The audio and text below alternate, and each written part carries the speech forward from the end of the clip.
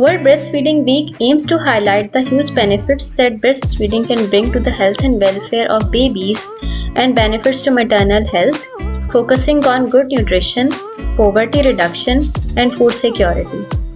World Breastfeeding Week has the dual role of improving the health of babies and promoting, protecting, and supporting the rights of women to breastfeed anywhere and at any time.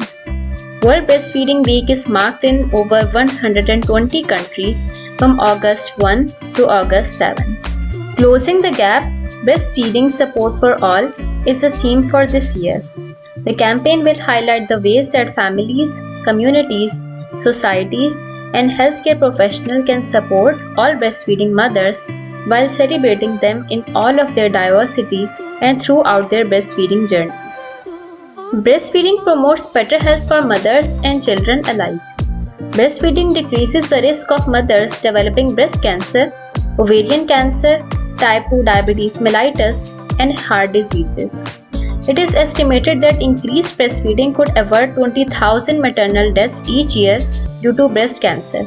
Furthermore, costs associated with not breastfeeding amount to 1.448 million Australian dollars a day.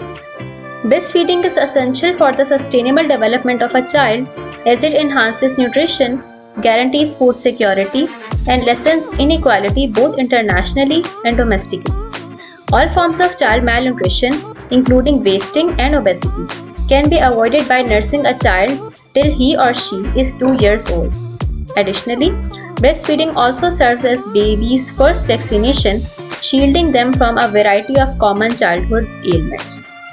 Let's celebrate this week by making sure that we take care of the needs of breastfeeding mothers around us and appreciate them, for they take care of our future generation in the best possible way and the only possible way, breastfeeding. Be good and explore yourself. Thanks for watching.